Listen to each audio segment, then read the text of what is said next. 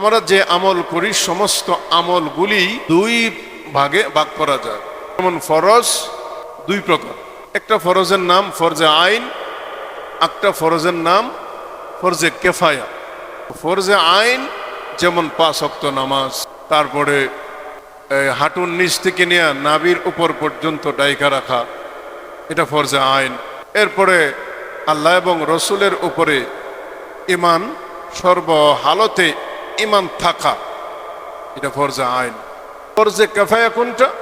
হলো জানাজার নামাজ, এই জাতীয় ইবাদতগুলি ফরজে কেফায়া, অর্থাৎ প্রত্যেকেই আদায় করতে হবে, ব্যাপারটা এরকম না। ফরজে আইন প্রত্যেকেই আদায় করতে হবে।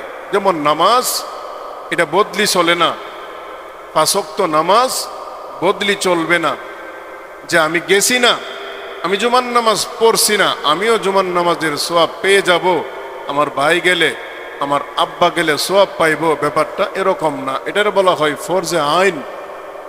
আর ফরজে কেফায়া, জানাজার নামাজে মহল্লার সকলেই যদি না আসে তাহলে গুনাহগার হবে, কিন্তু সকলের কিছু লোকে মিলে যদি নামাজ, জানাজার নামাজ আদায় করে দেয় তাহলে সকলের পক্ষ থেকেই আদায় হয়ে যাবে, কিন্তু সওয়াব সবাই পাবে না। যারা জানাজার ফরজে কেফায়াতে আসে নাই এরা কিন্তু সওয়াব পাবে না, কিন্তু তার ভাই আসছে, তার আব্বা আসছে, ভাতিজা আসছে, এরা আদায় করছে, এই ব্যক্তিরও আদায় হয়ে যাবে। আদায় হয়ে যাওয়া এক জিনিস আর সওয়াব পাওয়া আরেক জিনিস। এটা হলো ফরজে কেফায়া। ওয়াজিবটাও এরকম, একটা হইল সুন্নত, সুন্নতটাও এরকম। আরেকটা হইল নফল, যেটাকে আমরা বলি নফলের আরেকটা নাম মুস্তাহাব। নফল এবং মুস্তাহাব এই দুইটা একই আমল। যেমন মনে করেন নফল আমল, মুস্তাহাব আমল, আপনি মসজিদে আইসা তসবিহ জপলেন অথবা বৈশা বৈশা জিকির করলেন, এটি নফল ইবাদত, মুস্তাহাব।